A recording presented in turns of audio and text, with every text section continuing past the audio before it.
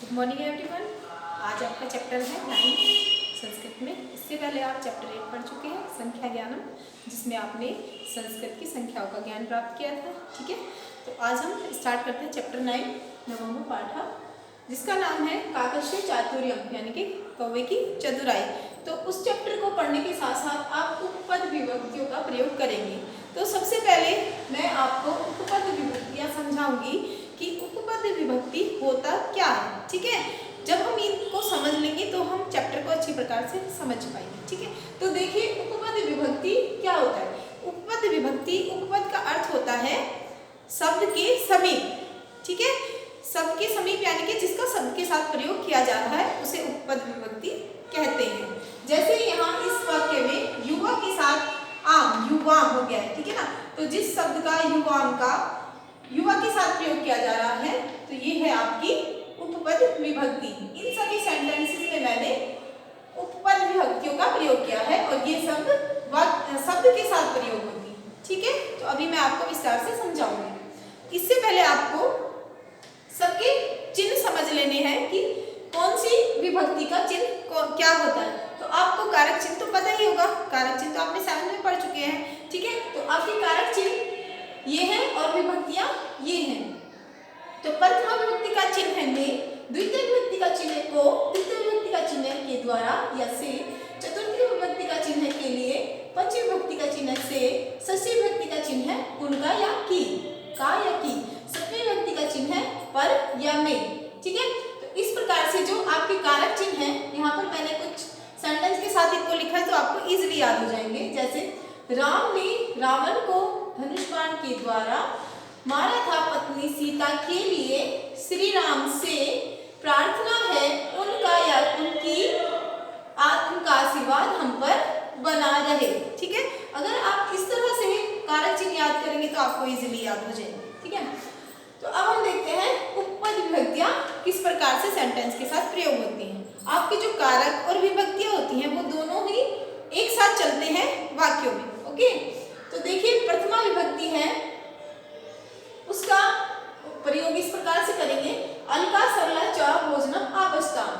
अलका और सरला ने भोजन किया। तो यहाँ पर अलका और सरला, जब आप कर्ता काम, यहाँ पर क्या होता है प्रथमा विभक्ति में काम को करने वाला कर्ता होता है। जब आप कर्ता का यहाँ पर वर्णन करेंगे तो आपको ने अपने आप ही मिल जाएगा। अलका और सरला ने भोजन कर लिया। इसमें ने का कैसे प्रयोग करते हैं, जैसे राम है पठत, राम पढ़ता है, और अगर हम बोलेंगे कि राम आपठत तो यहाँ पर लगाएंगे राम ने पढ़ा। जो ने का प्रयोग है वो प्रेजेंट में नहीं होता और ने का प्रयोग भूतकाल में होता है। राम पठत, राम पढ़ता है, और राम आपठत, राम ने पढ़ा। तो इस प्रकार से आपको यहाँ ध्यान रखना है। ये सेंटेंस भी आपका भूतकाल का है। अलका सरला च भोजनम आवस्ताम, अलका और सरला ने भोजन कर लिया। ठीक है, तो आपको हमेशा प्रथमा विभक्ति में काम को करने वाला कर्ता मिलेगा और उसमें आपने ने का प्रयोग करना है और आप उस वाक्य से समझ जाओगे कि ये प्रथमा विभक्ति का सेंटेंस है। ठीक है, तो दूसरा आपका द्वितीय विभक्ति, इसका चिन्ह है को। तो युवा प्रातः भ्रमणम कुर्याताम, युवाओं को, यहाँ पर जो युवा है उसके साथ आम का प्रयोग किया गया है, आम। तो ये आपकी उपपद विभक्ति है, इसका प्रयोग युवा के साथ आम किया गया। तो जब आप इस प्रकार के सेंटेंस पढ़ेंगे तो आप समझ जाएंगे कि द्वितीय विभक्ति का है और इसका प्रयोग हम को के रूप में करेंगे। ठीक है, जैसे गृहम, विद्यालयम, रक्षितम, इस प्रकार से जब माँ का प्रयोग होगा तो वो आपका द्वितीय विभक्ति का होगा। इसका अर्थ होगा को। युवाम प्रातः भ्रमण कुर्याताम, युवाओं को प्रातः भ्रमण करना चाहिए। ठीक है, तो तृतीय है धनुष बाण के द्वारा, इसका अर्थ होगा, इसका चिन्ह होगा के द्वारा। तो असंसुमताम उदारतया जय, उदारता के साथ या का प्रयोग हुआ है। ठीक है, तो ये है आपकी उपपद विभक्ति। जब आप इस प्रकार के शब्दों के साथ या पढ़ेंगे तो वो आपकी तृतीय विभक्ति होगी। ओके, चतुर्थी विभक्ति है के लिए, अस्मे भिक्षुकाय भोजनम आने। अस्मे मैंने भिक्षुकाय, भिक्षुक के लिए, आय का अर्थ होगा, यहाँ पर आपका उपपद जुड़ा है आय। ठीक है, ये आपकी उपपद विभक्ति है भिक्षुकाय। जैसे विद्यालय, रक्षिताय, इस प्रकार से जब आप शब्दों के साथ इनका प्रयोग पढ़ेंगे तो वो आपका चतुर्थी विभक्ति का होगा। मैंने भिक्षु के लिए भोजन दिया। ठीक है, तो पंचमी विभक्ति श्री राम से, यानी इसका चिन्ह है से।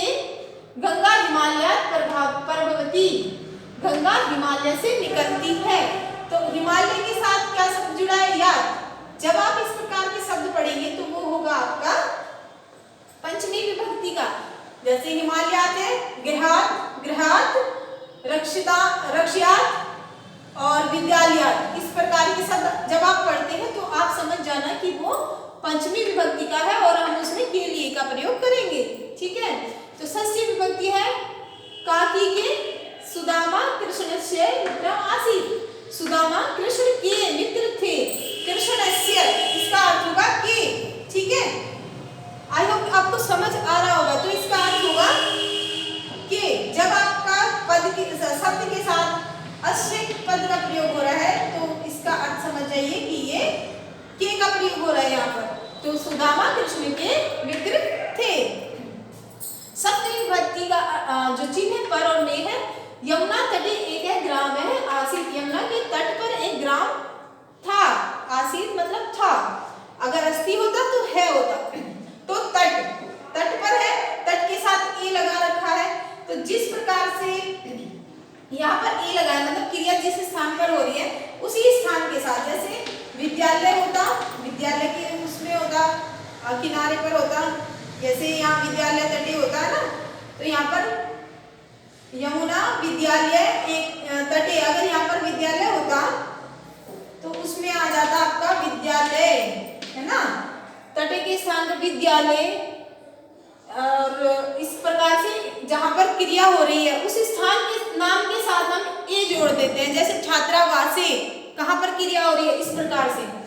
तो ये है आपका उपपद, ये ए।